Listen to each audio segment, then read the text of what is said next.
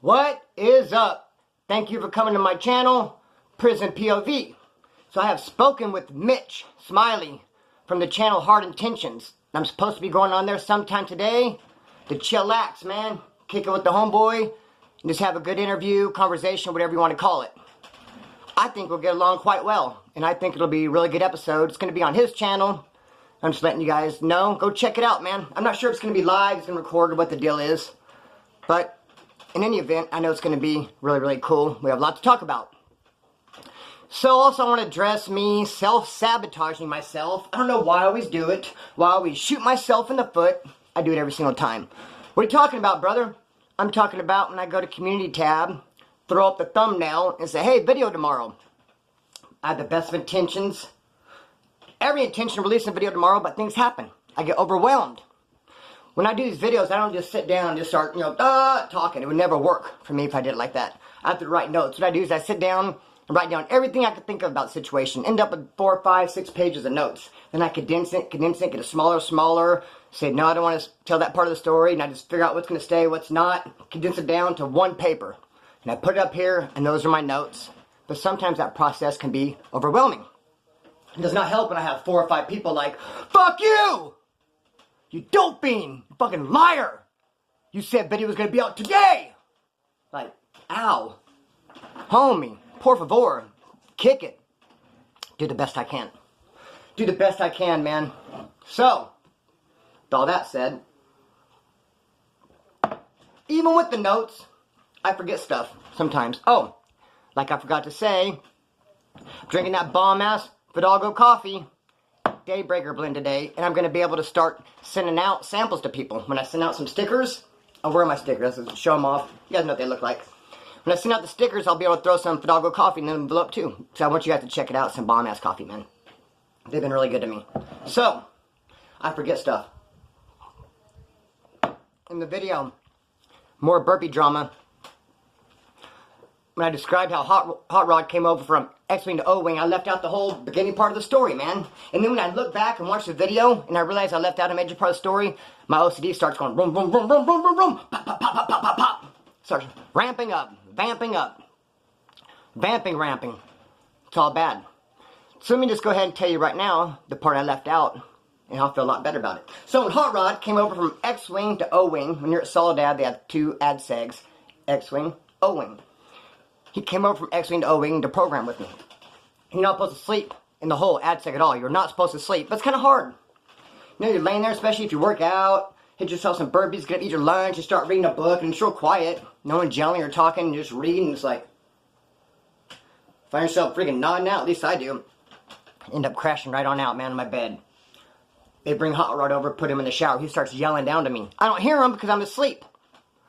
So my neighbor Gato, the cool south sider from LA, starts hitting my wall. Boom, boom, boom. It wakes me up and he goes, Splinter, shower, shower.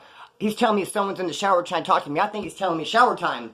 So I jump up, grab my shower shoes, my towel, get my soap, get everything ready, my books. I got a little library right there. Return the book, get another one. I'm like, oh shit. And I'm stressed out thinking, did the cop come by, try to get me for a shower, and pass me up? So I was asleep. If I got skipped, how am I going to explain that? People would be like, dude, why'd you get skipped for the showers? Oh, I was sleeping, taking that morning nap. I had beauty rest. So I'm sitting here stressing out. The whole time I do hear, conversation, people yelling. Hot Rod's still yelling down to me. I don't even know he's talking to me. I don't really know what's going on. God does like, shower, shower, Splinter. I'm like, I know. I'm showering. I'm getting ready. I'm next. So I'm like, okay, I'm next for the shower. Then I finally do hear Hot Rod say, hey, Splinter. And I'm like, what the heck, Hot Rod? And then the cop brings him out of the shower and puts him in a cell, a couple cells next to me. He's like, what's up, brother? I'm here. I'm like, hey, what's up, dog? I was like, I'm going to see you right now when I walk by to take a shower. I hear a couple people, little laughter on the tier. And then someone's like, they're not running showers. Like, what in the hell? Totally confused. That's why I shouldn't sleep in the hole. But no, it was not shower time. It was Hot Rod in the shower, coming on over, and he shot me a kite. Were you sleeping, fool? I was like, nah, dog. Definitely not. Never that. I feel better. I got that part out now. So,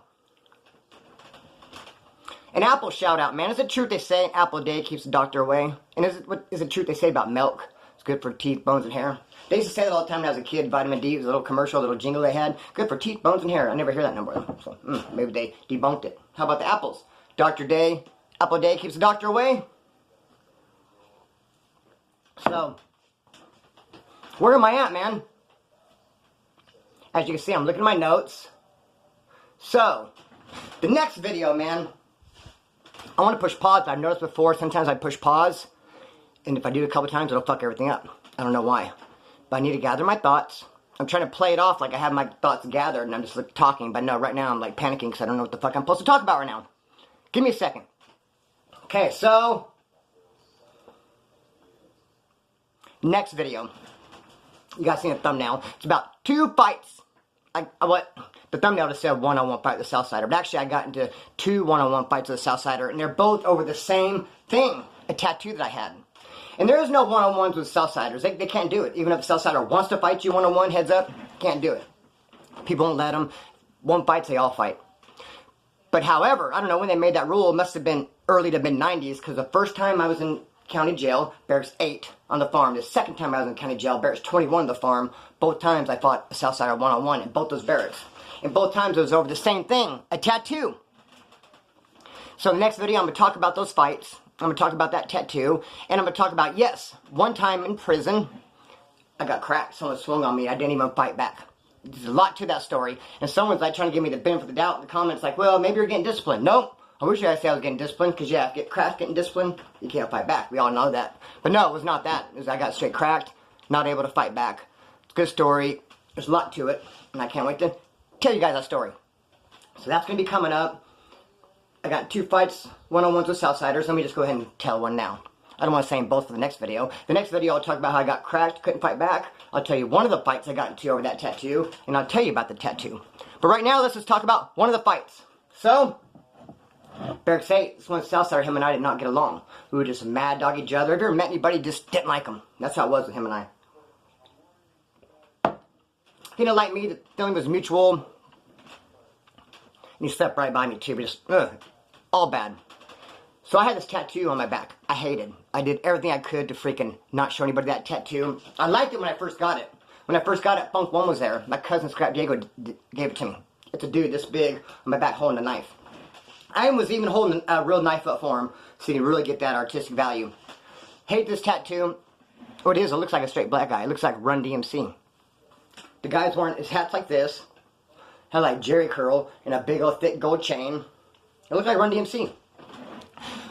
Funk 1 always said, dude, I should have stopped you guys from that tattoo. But no, at the time I loved it. I remember getting it and it was December. It was cold outside. I went outside in my Dickies, I had me a King Cobra and no shirt on. Like, yeah, standing Rex and Acres like I was a shit. Over this badass big back tattoo. Ended up hating it. I would do everything I could to hide it. I remember one time when I was in prison, I got it covered up after my first term. My first term though, playing basketball. A little 4-on-4, 3-on-3, half court. You know how they go shirts and skins?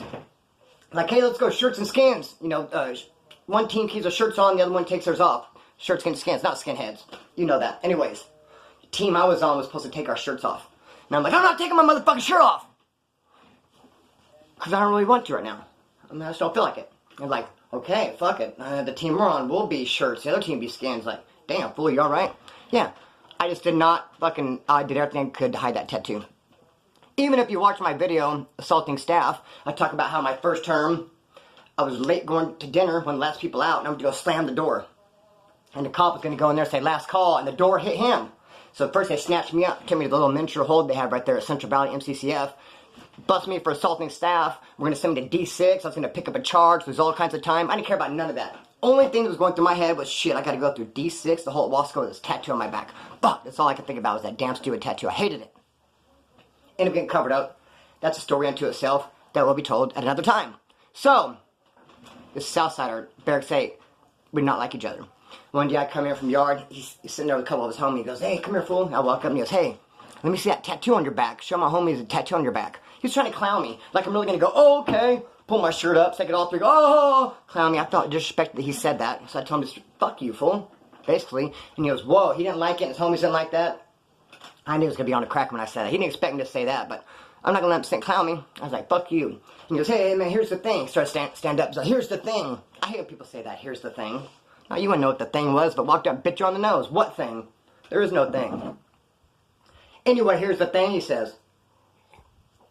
And somebody said, you guys need to go square off in the bathroom. So I got a couple of my wood homeboys right there. They hear the whole situation. We're going to go up there and we're going to fight. I felt very confident that I was going to be able to beat this dude's ass. We go in there. There's a square off. Oh, I wasn't ready. Like I said, I truly wasn't ready. But as we start to square off, he has his head down and he swings a right and a left.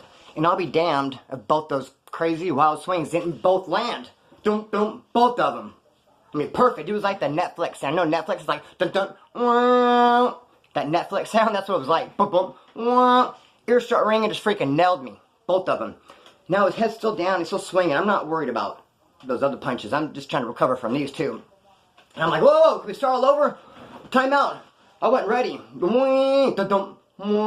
Seriously, dude, freaking seen a little bit of stars. It nailed me, both of them. Man, I'm trying to get my composure. I'm backing up. I didn't even throw a punch. Finally, I just grab him. The old grab move. I grab him.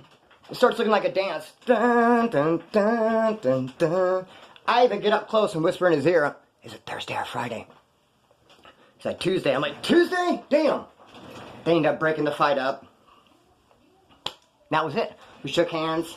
He even came over later. Him and some boys made a spread and brought me like some of the spread. I was like, what is this, your victory dinner? He's like, nah, bro, nah. It's all good. We were cool after that. I was seeing him for years. We'd always be in and out. I haven't seen him. I was doing out-of-state time. So he's a good dude. He's a good homie. Just the time, we were not feeling each other.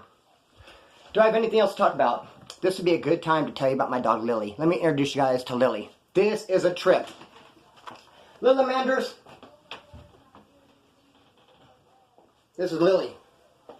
I cannot go anywhere without her. Straight connected to my hip. I'm going to take some pictures. Even if I come in this room, if she says out in the living room, when I come walking out, my couch kind of sticks out from the hall. She'll be laying on the couch with her head craned on the hall. Look for me. Can't go anywhere without her. She sees by me. She's always by me. Look, she's gray. I want you to know that she's totally gray. When she was born, she was pitch black. Like this. This is her when she was born. Her sister, I wish I could go get her, Layla. I have all the puppies. What I have in there, puppies. One of my dogs had puppies. I couldn't get rid of them. So I got stuck with the pups. Her sister, Layla, is pitch black. Her brother, Uggy, pitch black. Her brother, Miles, pitch black. Her, pitch black. I was kicking heroin right about the time the dogs were born, the puppies were born. They were like a couple months old. Kicking heroin, and I was praying to God for help. You know, he was tore up, feeling like crap. And I asked God, give me that dog. She was a runt. Give me that little runny dog to come by me and lay by me. You know how good it feels when you're sick or you're kicking dope or anything's wrong with you, just to be comforted. Even if there's just a dog, just to lay by you. Man's best friend. I just wanted that little puppy dog lay by me and comfort me and just be there for me. So next thing I know, she went from pitch black after I prayed that to God saying, give me that dog. Within a couple of days, she was silver, gray, totally gray. It was a trip. Look at this picture. So right after it happened. Look at her gray. Look how young she is. Straight gray, man. And I will have to show you her brothers and sisters later. So it's really freaking crazy that I think God spoke to her heart and put her in her heart. God put it in her heart to just be with me, and just be around me, be my little friend. And God speaking to her was such a shock that boom, it turned to gray. I don't know. That's my theory on it. What do you think? You probably got some scientific theory. No, actually, dogs, when they blah, blah, blah, I don't know. Like I say, I think it's from God speaking to her. Because how'd she go from pitch black to gray? And none of her siblings turned gray. And she's all about me, man. Loves me and I love her. Connected at the hip. Oh, Lillamander. I call her Lily, Lillamander, Mandarin Girl. Got a lot of names for her. Anyway, that's about it. Be looking out for the interview with Smiley on his channel. Hopefully sometime today. Also be looking out for that next video. One-on-one with a Southsider. I'll tell you the other fight I got into it over that same tattoo. I'll talk about how I got the tattoo covered up by this NLR dude. How that went down. It was kind of all funny style. And I'll talk about, yes, how one time in the pen I actually got cracked. Was not even able to fight back, man. Talk about a pride killer. But it was all good. Everything worked out. Cut the string on this, let it fly. Peace.